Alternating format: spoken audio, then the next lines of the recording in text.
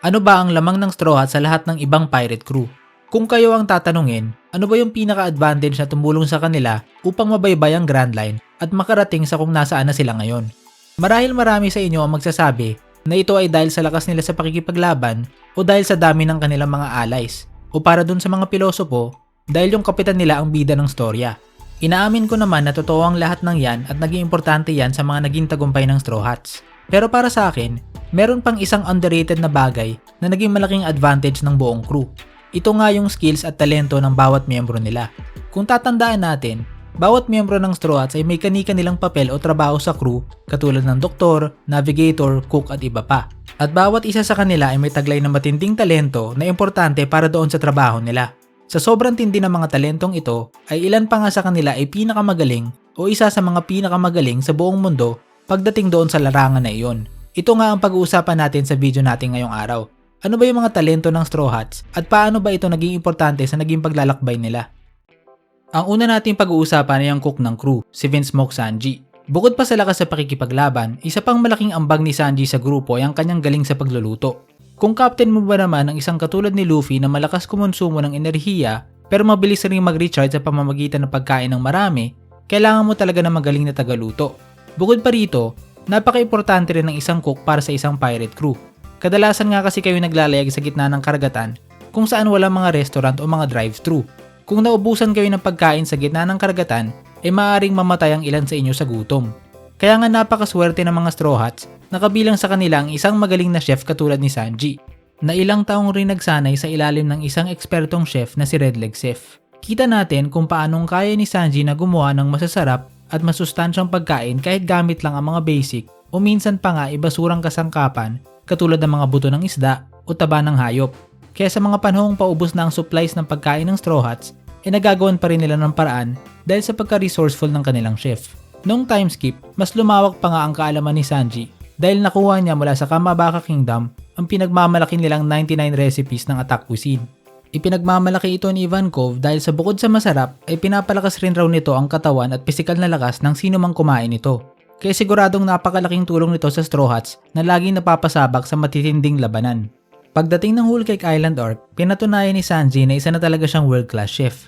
Ginulat niya ang lahat nung isang tikim pa lang sa wedding cake ay natukoy niya na agad ang eksaktong mga kasangkapan nito. Kahit si Stroysen na isang maalamat na chef na dekadang experience sa pagluluto at dati pa nga naging parte ng Rocks Pirates ay inabot raw ng ilang araw para lang maperpekto ang wedding cake na makakapagpasaya kay Big Mom. Pero si Sanji ay wala pang kalahating araw ay nagawa na agad ito.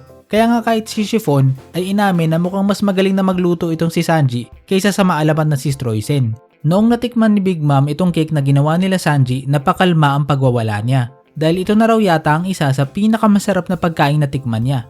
Napakalaking bagay nga niyan dahil alam naman natin na si Big Mom ay napakahilig sa matatamis. At ilang dekada niya nang pinipilit ang mga teritoryo niya na suplayan siya ng mga pinakamasasarap na dessert mula sa iba't ibang panig ng mundo. Pero sa lahat raw ng natikman niya, itong wedding cake raw ni Sanji ang pinaka nagpasaya sa kanya. Hindi na siguro malayong sabihin na isa na si Sanji sa mga pinakamagaling na cook sa buong mundo. Bagay lang para sa isang Pirate King crew. Bago tayo magpatuloy, kung nag-e-enjoy ka sa mga ganitong klaseng analysis tungkol sa iba't ibang bagay kaugnay sa One Piece, mag-subscribe ka na sa ating channel para ma-update ka na agad sa bawat content na ilalabas natin. Ang susunod naman ay ang doktor ng crew, si Chopper. Galing si Chopper mula sa Sakura Kingdom na kilala sa buong mundo sa pagkakaroon ng advanced na medisina at magagaling na doktor. Pero higit pa rito, direktang nagsanay si Chopper sa ilalim ng isa sa pinakamagaling na doktor sa kahariang iyon, ang veteranong si Dr. Koreha. Kaya simula pa lang talaga ay matindi na ang kaalaman ni Chopper sa medisina. Pero mas lalo niya pa itong binatindi sa 2-year time skip kung saan inaral niya ang malawak na kaalaman ng Torino Kingdom, lalong-lalo na sa larangan ng herbology. Kaya sa naging paglalakbay ni Chopper, kitang-kita na talaga ang galing niya sa panggagamot. Tuwing nasusugatan ng mga Straw Hats pagkatapos ng matinding labanan na alam naman natin na lagi nangyayari, si Chopper ang nakatoka na gamutin sila. Bukod pa rito, kaya rin ni Chopper na gumawa ng sarili niyang mga droga, virus at antivirus. Gumawa nga siya ng Rumble Ball na nagbigay sa kanya ng mga karagdagang transformations. Yung mga normal na Sowan Fruit users kasi ay kadalasang may 3 transformations lang, ang human, beast at hybrid form. Pero dahil sa tulong ng Rumble Ball ni Chopper, nadagdagan pa siya ng marami pang transformation na iba-iba ang gamit.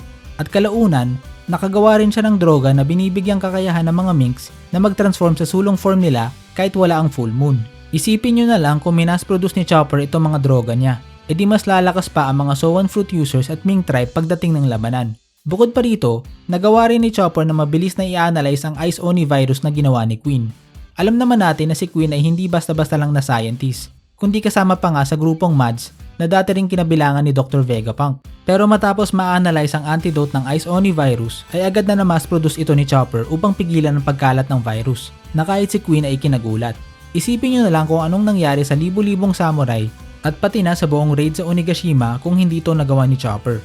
Napakahirap ring isipin kung ano na ang nangyari sa Straw Hats ngayon kung wala silang doktor na kasing galing ni Chopper. Ang susunod naman ay ang navigator ng crew, si Nami. Bilang navigator, trabaho ni Nami na pumili ng ruta na gagamitin ng crew upang makarating sa destinasyon nila. Napaka-importante nga nito lalong-lalo na sa Grand Line kung saan napakaraming unpredictable na kaganapan. Isang maling galaw lang ay maaari kayong mapunta sa gitna ng isang bagyo na maaari magpalubog sa barko nyo o di kaya maligaw sa gitna ng karagatan at maubusan ng pagkain bago makarating sa susunod na isla. Kaya napaka-importante talaga ng isang navigator sa kahit anong crew na naglalakbay sa karagatan. Pero si Nami ay hindi basta-bastang navigator lang. Meron siyang taglay na matinding husay sa pagbasa ng panahon, pag-intindi ng kapaligiran at paggawa ng mga mapa. Parang ipinanganak talaga siya para maging navigator. Kahit pa ang panahon sa Grand Line na sinasabing pabago-bago at unpredictable, nagagawang basahin at mahulaan ni Nami. Dahil rito ay ilang beses na nga siyang pinuri ng iba't ibang tauhan katulad nila Vivi at Caribou noong nakita nila ang galing niya sa larangang ito. Mismong si Arlong na malaki ang galit sa mga tao ay mataas ang tingin kay Nami at pinasali pa nga ito sa crew niya dahil sa talento nito. Mas magaling pa raw si Nami sa pagbasa ng agos ng tubig sa ilalim ng dagat kaysa sa mga aktwal na fishman na sanay ng lumangoy sa ilalim nito. Isipin nyo yun, sa sobrang talentado ni Nami ay kahit pang isang fishman na labis ang galit sa mga tao ay tumaas ang tingin sa kanya. Pero hindi pa nakontento si Nami sa natural na talento lang. Pinalawak niya pa ang kaalaman niya noong 2-year time skip noong nag-aral siya sa advanced na sibilisasyon ng Wederia tungkol sa iba't ibang klima at panahon sa mundo. Kung hindi dahil kay Nami, baka matagal nang naligaw o napalubog ang barko ng mga Straw Hats, lalong-lalo na sa unpredictable at pabago-bagong panahon ng Grand Line.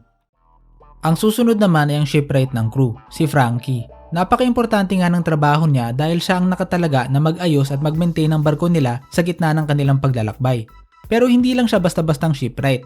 Galing siya sa mismong Water 7 na alam naman natin na sikat sa pagkakaroon ng pinakamagagaling na shipwrights sa buong mundo. At higit pa rito, si Frankie ay direktang estudyante ng maalamat na shipwright na si Tom na siya mismong gumawa ng barko ng Pirate King Goldie Roger na Oro Jackson. Kitang-kita naman natin ang talento nitong si Frankie. Siya mismo ang nagdisenyo at gumawa ng Thousand Sunny na kasalukuyang sinasakyan ng mga Straw Hats. At isa na siguro ito sa pinaka-advanced na barkong nakita natin sa storya. Napakaraming advanced na features ng barkong ito.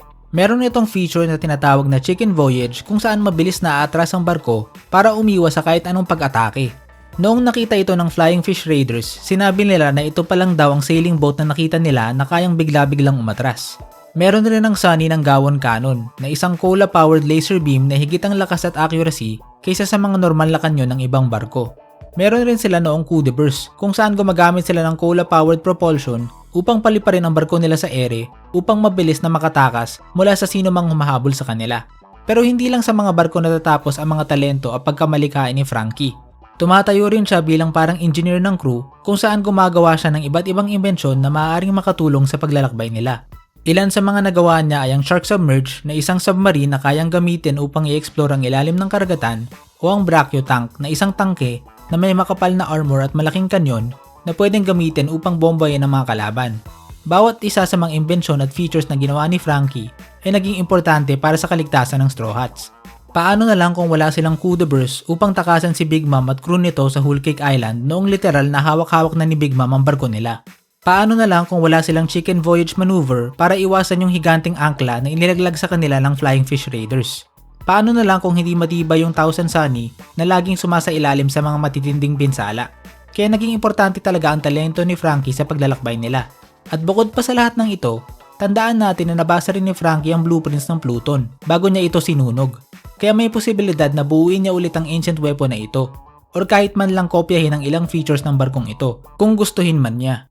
Ang susunod naman ay ang helmsman ng crew, ang fishman na si Jinbei. Bukod sa taglay niyang lakas na sapat upang dating mapabilang sa 7 Warlords of the Sea, isa pang malaking ambag ni Jinbei sa crew ay ang talento niya bilang helmsman. Bilang mga pirata na lagi nasa karagatan, napaka-importante na meron silang magaling na helmsman upang kontrolin ang direksyon ng barko nila. At ito nga yung trabaho ng helmsman. Kumbaga siya yung driver ng barko. Bilang isang fishman, napakalalim ng pag-unawa nitong si Jinbei sa daloy ng karagatan at mga alon. Kaya kahit gaano pa kalakas sa mga alon at kabayolente ang karagatan, alam ni Jinbei ang pinakamabisang paraan upang lagpasan ang mga ito. Sa maikling panahon niya kasama ang crew, nakita na agad natin kung gaano kaimportante ang skills niya. Noong hinahabol sila ng Big Mom Pirates, kahit pinalibutan na sila ng pagkarami-raming mga barko, nagawa pa rin nilang makatakas dahil na rin sa tulong ng ekspertong pagkontrol ni Jinbei sa barko nila. Mabilis niyang iniiwas ang barko mula sa mga projectiles at atake na ibinabato sa kanila ng mga kalaban. At kahit pa noong nagpakawala ng napakalaking alon ng homie ni Big Mom, ay sinakyan niya lang itong alon upang ligtas na makalayo. Alam niya raw kasi yung ligtas na parte ng alon o yung tinatawag na green room. Kaya ligtas niya lang na sinakyan ng alon at hindi napinsalan nito. Kaya kitang-kita talaga natin kung gaano kaimportante itong trabaho ni Jinbei. Noong nakita ni Nami kung gaano kagaling si Jinbei, nabighani ito sa talento niya, na para raw kinokontrol niya yung barko nila na tila parte ito ng sarili niyang katawan. At kahit si Frankie, na gumawa ng Thousand Sunny, inamin na kailangan raw nila ang galing ni Jinbei upang mapalabas ang buong potensyal ng Thousand Sunny. Gaya nga kasi ng binanggit natin, isa ang Thousand Sunny sa pinaka-advance na barko sa buong mundo. Pero sayang lang ang lahat ng specs at features nito kung hindi naman marunong ang gagamit. Kumbaga para kang may sports car pero banu naman yung driver. Kaya napaka-importante na may magaling na helmsman upang mapalabas ang buong potensyal ng advance na barkong ito. Kaya napakalaking dagdag talaga nito ni Jinbei sa buong crew at naging malaking tulong upang mapanatiling buo ang barko nila. Sunod naman natin pag-usapan ang musician ng crew, si Brook. Marahil marami sa inyo ang nag-iisip na isa ito sa pinakamababang importansya sa isang pirate crew. Dahil oo nga naman, hindi naman essential ang isang musician upang mabuhay sa karagatan. Kung ikukumpara sa ibang mga posisyon katulad ng shipwright, doctor, at navigator, parang hindi nga ito kasing importante. Pero para kay Luffy, isa nga ito sa mga top priority. Para kasi sa kanya, ang buhay ng isang pirata ay dapat puno ng kasiyahan at kantahan. Araw-araw ba naman kayong nasa gitna ng karagatan, kailangan nyo talaga ng entertainment. Kaya nga noong nasa East Blue pa lang si Luffy, lagi niyang bukang bibig ang isang musician, na para bang top priority niya talaga ito. At kung napapansin nyo, tuwing nagtatapos ang isang arc, laging merong malaking party at kasiyahan na nangyayari. Mismong si Oda sa isang interview ay binanggit na isa raw sa mga dahilan kung bakit ayaw niyang pumapatay ng mga tauhan ay gusto niya raw kasi na may malaking party na nangyayari after every arc. At nakakalungkot naman raw kung nagparty sila ng maraming namatay. Kaya kitang-kita naman natin, hindi lang para kay Luffy, kundi pati na rin kay Oda na napaka-importante talaga ng party at mga kasiyahan sa storya. Aabangan na lang natin kung anong koneksyon ng kasiyahang yan sa One Piece at sa totoong dream ni Luffy.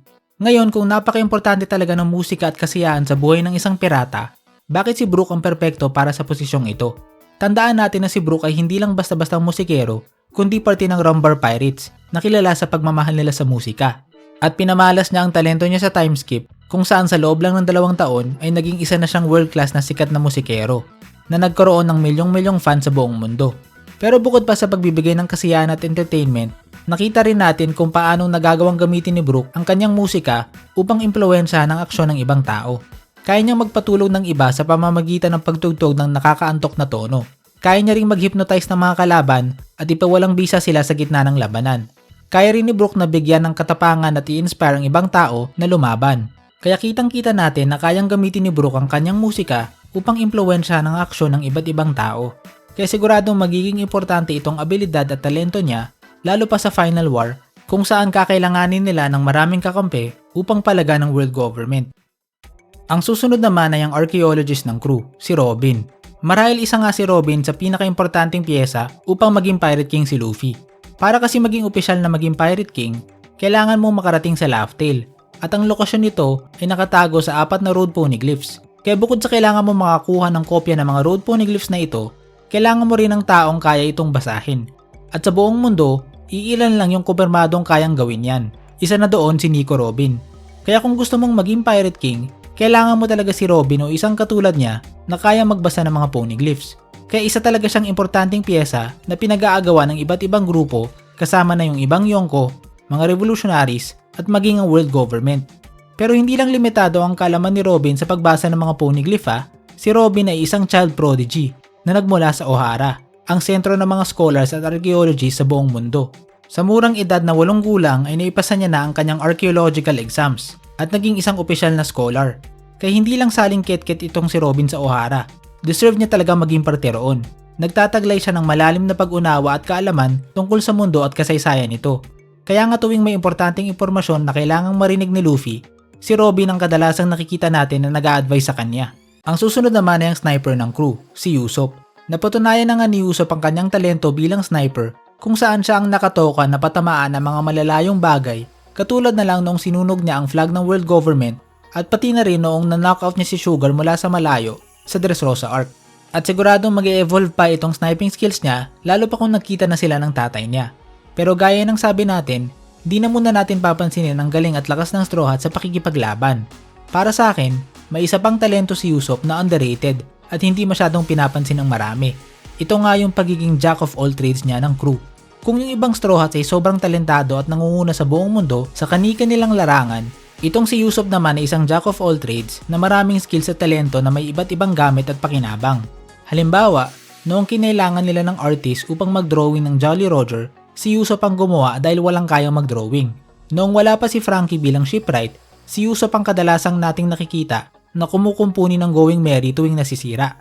Bago rin dumating si Franky, tuwing kailangan nila ng mga armas at tools, si Usopp rin ang gumagawa katulad na lang nung ginawa niya yung sarili niyang kabuto o yung climb attack ni Nami. Si Usopp rin ang nagme-maintain ng garden nila sa barko na nagpro-produce ng mga halaman na nakakain nila o nagagamit niya bilang mga bala. Isa rin raw siya sa mga hairdressers ng crew na tumutulong sa paggupit ng kanilang mga buhok at marami pang iba. Itong mga skills na ito ay hindi kasing espesyal ng galing ni Chopper sa panggagamot o ng talento ni Nami sa pagbasa ng panahon. Pero pag nagpatong-patong na itong mga maliliit na bagay, ay dito na natin makikita ang versatility at importansya ni Usopp sa crew.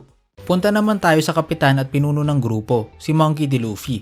Ano nga ba yung espesyal sa kanya? Sa dinami-dami ng kapitan ng mga pirate crew sa One Piece, bakit si Luffy ang pinakamatindi? Well, gaya nga ng sabi natin, itatabi muna natin yung obvious naman na lakas niya sa pakikipaglaban. At pati na rin yung pagiging miyembro niya ng D-Clan at pagkakaroon niya ng Niga Fruit. Bukod kasi sa mga ito, meron pang isang matinding talento si Luffy. Isang talento na marami na ang nakakapansin. Gaya nga ng sabi ni Mihawk sa Marineford, meron siyang pinakang nakakatakot na kapangyarihan sa buong karagatan. At ito yung kakayahan niya na gawing kakampi ang mga taong nakakasalamuhan niya, kahit pa yung mga dati niyang naging kalaban. Ito na siguro ang isa sa mga pinaka-importanting talento na kailangan sa isang pinuno. Kailangan mo mang-attract at mang-inspire ng mga magagaling na tao na sumunod sa'yo. Tingnan na lang natin ang Straw Hat Crew, dahil sila nga yung pinakamalaking patunay nitong talento ni Luffy. Gaya nga ng pinakita natin, bawat isa sa mga Straw Hats ay talentado sa kani-kanilang mga larangan. Kaya nga nakakabilib na nakaipon si Luffy ng ganyan ka-espesyal na crew. Kadalasan kasi sa mga talentado at malalakas na individual, hindi sila basta-basta sasama sa kung sino-sino lang. Kung ikaw ba naman ay isang world-class na doktor o world-class na shipwright, bakit mo naman sasayangin ang talento mo sa pagsunod sa isang normal na tao? Kung susunod ka na lang rin sa iba, dapat ito ay sa mas espesyal pa sa'yo. At ito yung nakakabilib kay Luffy. Hindi lang isa o dalawa, kundi ang buong crew niya ay binubuo ng mga talentadong individual na buo ang paniniwala sa kanya. Kahit gaano pa ka-espesyal ang mga ito, napaniwala sila ni Luffy na siya ay isang karapat-dapat na kapitan para sa kanila. At hindi sila basta-bastang sumama lang kay Luffy. Bawat isa sa kanila ay handang itaya ang kanilang mga sariling buhay para sa kapitan nila. Iyang ganyang klaseng lalim ng katapatan at pagmamahal ay hindi natin basta-bastang nakikita lang sa ibang crew. Sa tingin nyo ba, itong mga crewmates ni Blackbeard magiging tapat sa kanya hanggang dulo? Baka nga tumagilid lang ng konti ang sitwasyon, magtakbuhan at magtraidura na agad ang mga yan. Pero itong Straw Hats ay makakaasa tayo na didikit kay Luffy hanggang dulo, kahit ikapahamak pa nila. Itong pag-attract ni Luffy sa mga tao ay hindi lang limitado sa mga crewmates niya. Bawat island na pinupuntahan niya at bawat grupo na nakakasalumuhan niya ay nagiging matibay niyang kaalyado, gaya nga ng nabanggit ni Mihawk. At mukhang marami sa mga ito ang magiging handa rin na itaya ang buhay nila para kay Luffy, kung kailanganin man ito. Siguradong pagdating ng Final War, mas makikita pa natin kung gaano talaga kalakas itong talento ni Luffy, kapag nakita na natin kung gaano karaming allies ang handang lumaban para tulungan siya. Sunod naman natin pag-usapan si Roronoa Zoro.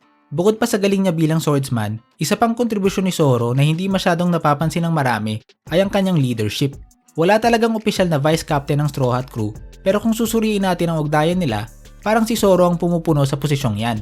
Siya kasi yung naasahan ng Straw Hat na magbigay ng paalala kay Luffy lalo na tungkol sa mahihirap na desisyon.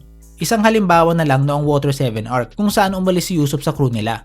Dahil sa personalidad ni Luffy, noong nalaman niya na gustong bumalik ni Usopp, tuwang-tuwa ito at handa agad itong tanggapin. Pero si Zoro ang agad na pumigil sa kanya at pinaalala sa kanya na hindi pwedeng ganun-ganun na lang. Hindi pwedeng bastos-bastusin na lang ng isang crewmate ang kapitan nila. Hindi pwedeng umalis na lang bigla ang isang crewmate at babalik na lang kung kailan nito gusto. At the very least, dapat magpakumbaba muna si Usopp at humingi ng tawad bago siya payagang bumalik sa crew. At kahit mabigat ito sa kalooban ng mga Straw Hats, alam nila na tama ang sinabi ni Zoro at sinunod ang sinabi niya. Isang halimbawa pa nito ay pagkatapos ng Wano arc, noong nabalitaan ni Luffy na namatay si King Cobra at nawawala si Vivi, agad na ginusto ni Luffy na bumalik at pumunta agad sa Alabasta, na sinang-uyunan naman ng ilan nilang crew members dahil sa pag-aalala kay Vivi. Pero si Zoro yung nagpaalala sa kanila na magiging pointless rin ang pagpunta nila doon. Hindi naman nila alam kung nasaan si Vivi at kung nasa Alabasta ba ito. Isipin nyo, lagpas Wano na sila sa New World. Tapos babalik na naman sila all the way back sa Alabasta na malapit sa simula ng Grand Line. E di na-extend na naman ang series ng 10 years. At sa kabila ng lahat ng iyon, hindi rin naman nila sigurado kung nandoon ba talaga si Vivi. Kaya nga binanggit ni Zoro na kailangan nilang pagkatiwalaan si Vivi na harapin ang sarili niyang mga pagsubok. At kapag direkta na itong humingi ng tulong sa kanila, doon na raw sila pupunta. Na-realize naman ng ibang Straw Hat na may pagkatama ang sinasabi ni Zoro, although masakit ulit sa loob nila.